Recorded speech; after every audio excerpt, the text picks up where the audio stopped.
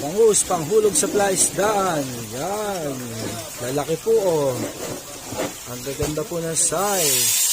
Ang dami pong bilhing bangus. Panghulog sa isdaan.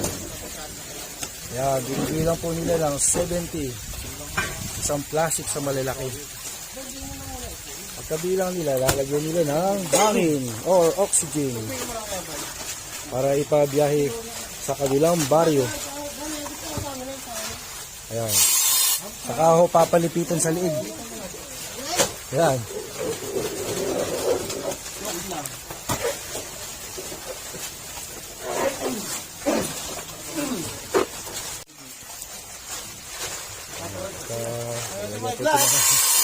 Lalagyan po nila ng hangin at papalipitan.